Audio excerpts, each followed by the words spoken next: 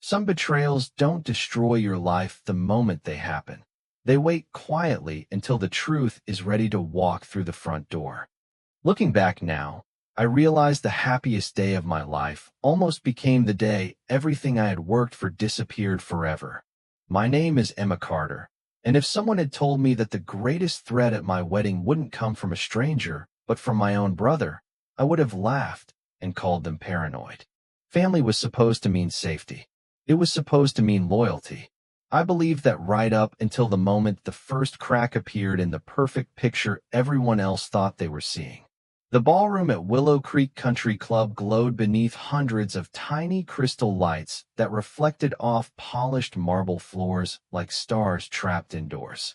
Outside, a warm June breeze carried the scent of blooming roses across the patio where guests gathered with glasses of sparkling cider and champagne.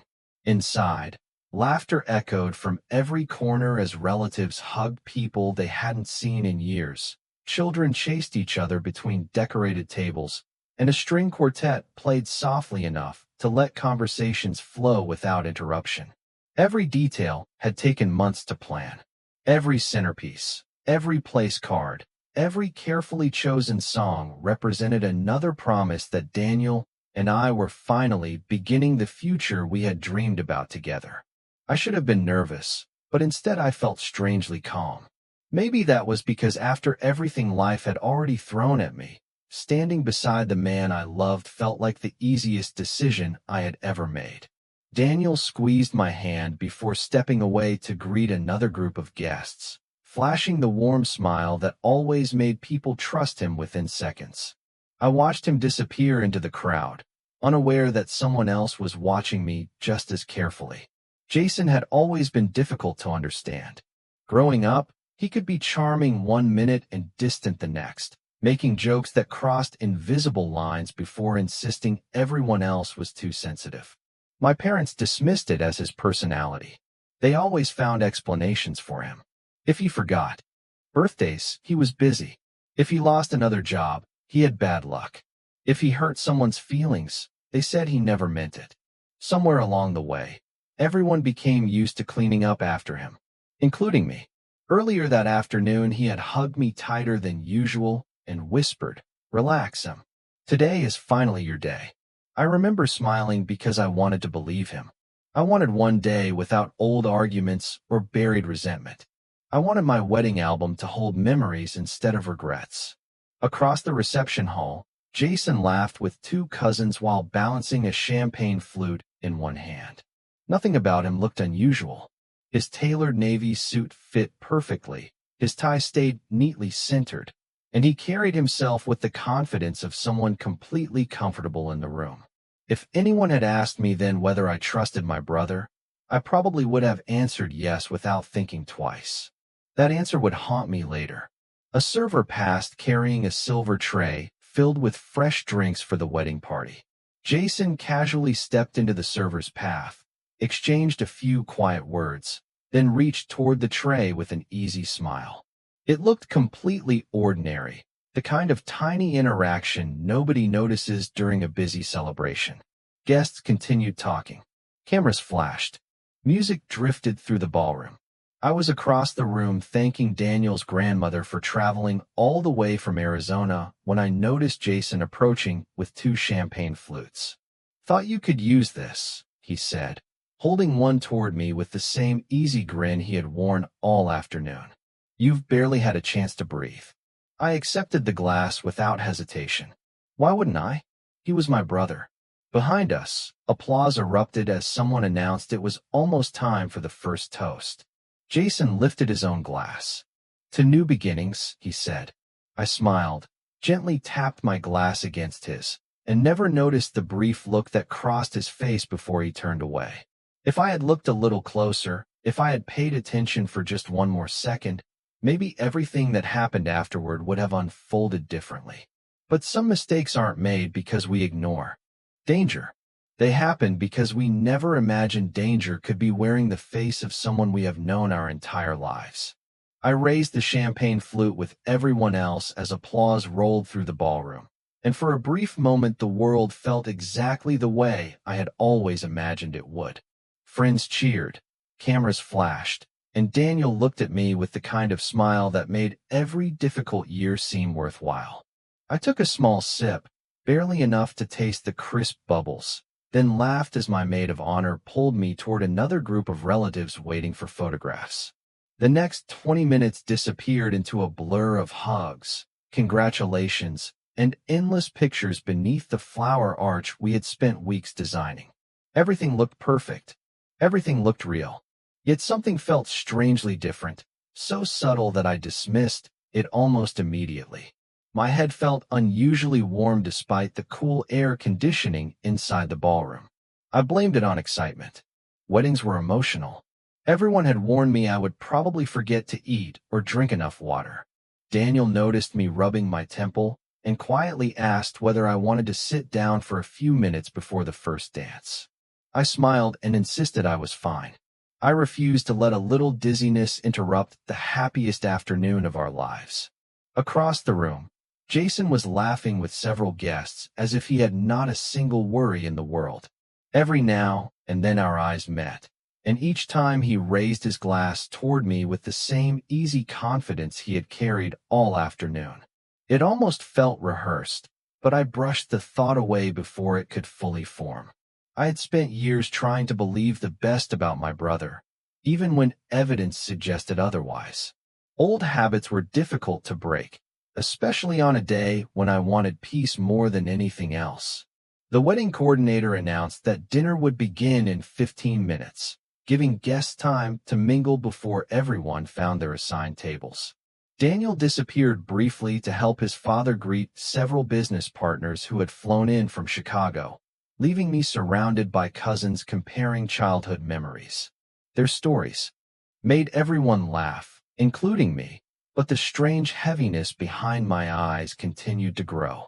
It was not overwhelming, just persistent enough to make concentrating more difficult than it should have been.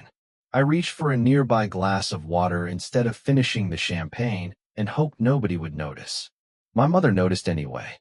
She gently touched my arm and smiled. "You have been running on adrenaline for weeks," she said. "Sit for a minute before you wear yourself out." I thanked her and found an empty chair near one of the windows overlooking the golf course. The late afternoon sunlight poured across the polished floor, making everything outside appear peaceful and impossibly calm. For a few seconds, I simply watched families walking across the distant lawn while children chased butterflies near the fountain. Then I heard Jason's voice behind me. "Feeling overwhelmed?" he asked casually. "Big days can hit people harder than they expect." I looked up and managed a small laugh. Maybe I finally remembered I skipped breakfast. He chuckled and shrugged. "You have always done that when you were nervous." His answer sounded caring enough that anyone listening would have admired him as a thoughtful older brother. Then he glanced toward the ballroom entrance as though checking whether someone was watching before quietly adding, "Do not worry. Everything will settle down soon." There was something unusual about the way he emphasized the last sentence, but before I could ask what he meant, another photographer called us over for family portraits. Jason immediately stepped back into place beside our parents, smiling naturally as cameras clicked one after another. Looking at those photographs today, nobody would ever guess how much tension hid behind those perfect expressions. The pictures captured happiness, celebration, and unity. They did not capture the quiet uncertainty beginning to settle inside me, or the fact that Daniel kept glancing in my direction with growing concern. During the final family portrait, I noticed something else that seemed insignificant at the time. One of the catering staff approached Jason and quietly asked him a question. Jason answered quickly before handing the employee an empty champagne flute. The server looked confused for only a second before walking away with it toward the kitchen. Jason caught me watching and smiled without hesitation, giving me a reassuring nod as though nothing unusual had happened. I smiled back automatically, but a small voice deep inside me whispered that something about the afternoon no longer fit together as neatly as everyone wanted it to. I could not explain why. I only knew that the celebration around me still sounded joyful, while an invisible thread of uneasiness had quietly begun pulling everything in another direction. I stood with Daniel at the center of the ballroom as the master of ceremonies invited everyone to gather for the first dance. The applause grew louder while our favorite song began to play through the speakers, and I tried to focus on nothing except the man holding my hands. Daniel smiled with quiet reassurance, the same steady expression that had carried us through job changes, family disagreements, and months of exhausting wedding planning. For a few wonderful seconds, the strange feeling that had followed me throughout the afternoon seemed to disappear. We moved slowly across the dance floor while our guests watched with warm smiles, and I allowed myself to believe that the uneasiness had been nothing more than nerves. Then the room shifted. It was subtle at first. The lights seemed brighter than before, and the music sounded as though it were drifting from much farther away. I blinked several times, trying to clear my vision without drawing attention to myself. Daniel noticed immediately. "Emma," he whispered, his voice calm. "Are you all right?" I forced a smile that did not feel convincing even to me. "I think I just need a glass of water." He gently tightened his grip on my hands. "We can stop if you want." I shook my head. "No. Everyone is watching." I hated disappointing people, especially after so many had traveled across the country to celebrate with us. I wanted to finish one dance before taking a break. As the song continued, I concentrated on each step, but the floor beneath my feet no longer felt completely steady. My breathing became slightly heavier, and the warmth spreading through my body refused to fade. Around us, relatives continued recording videos on their phones while children clapped along with the music. Nobody appeared concerned because I had become very good at hiding discomfort over the years. Daniel, however, knew me too well. By the time the song ended, he quietly wrapped an arm around my shoulders instead of simply taking my hand. "We are sitting down," he said with gentle certainty. "No arguments." I laughed softly, even though my head continued to pound. "You always win." He smiled. "Only when it comes to taking care of you." We barely reached our sweetheart table before another wave of dizziness forced me to sit. My maid of honor immediately brought me a bottle of water, while several relatives insisted I simply needed food after such a busy day. Their explanations sounded reasonable enough that I almost believed them myself. Weddings were long. Emotions were exhausting. Stress affected everyone differently. Even so, I noticed Jason standing several feet away watching the conversation unfold. Unlike everyone else, he did not look surprised. He looked patient. The expression lasted only a second before he replaced it with concern and walked over carrying the same relaxed confidence he had shown throughout the afternoon. "Everything okay?" he asked, looking directly at Daniel instead of me. Daniel nodded politely, although worry remained visible on his face. "She feels a little lightheaded. Probably just forgot to eat enough today." Jason gave a slow nod as though he had expected exactly that answer. "Emma has always pushed herself too hard," he said. "She will be fine after she rests." His words sounded supportive, yet something about the certainty in his voice made me uncomfortable. Before I could think about it any longer, our photographer approached asking whether we could step outside for sunset portraits before the light disappeared. Daniel politely declined, explaining that we needed a few minutes. The photographer agreed without hesitation and walked away. As everyone returned to dinner conversations, I noticed an older woman seated near the back of the ballroom studying our table. She was one of the catering supervisors, someone I vaguely remembered meeting during the final planning session weeks earlier. Our eyes met briefly before she looked toward Jason, then toward the service hallway, her expression tightening almost imperceptibly. She seemed as though she wanted to say something, but thought better of it. A few minutes later, she quietly disappeared through the kitchen doors. I watched her leave without understanding why that tiny moment stayed with me. Daniel handed me another bottle of water and brushed a loose strand of hair behind my ear. "If you are not feeling better in 5 minutes," he said softly, "we are leaving this room and finding somewhere quiet. I nodded gratefully, but before I could answer, I caught Jason across the ballroom once more. He checked his watch, slipped his phone into his jacket pocket, and smiled to himself with an expression I had never seen before. It was not joyful, proud, or relieved. It was the satisfied look of someone waiting for the next part of a carefully planned evening to arrive exactly on schedule.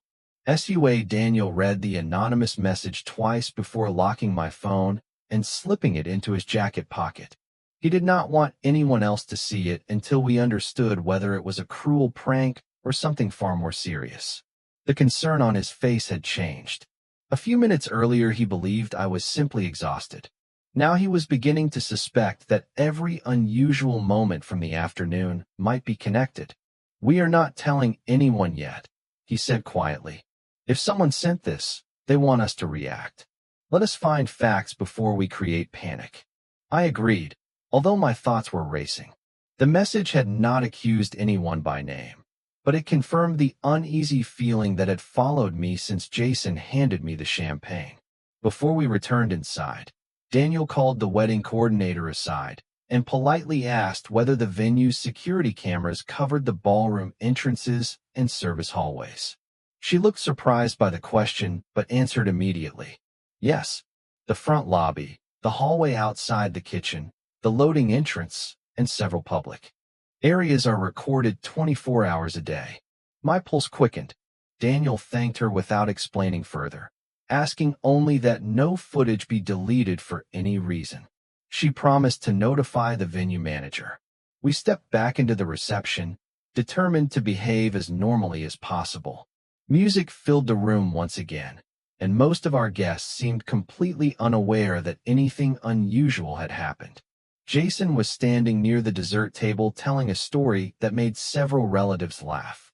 When he noticed us returning, he walked over with an expression of casual concern. "Feeling better?" he asked. I forced a polite smile. "A little." He nodded as though that answer satisfied him completely. "Good. Everybody has been asking about you." His tone remained friendly, but this time I paid closer attention. He never once asked what had caused me to feel unwell. He never suggested calling a doctor. He seemed interested only in whether I had recovered enough to continue the celebration.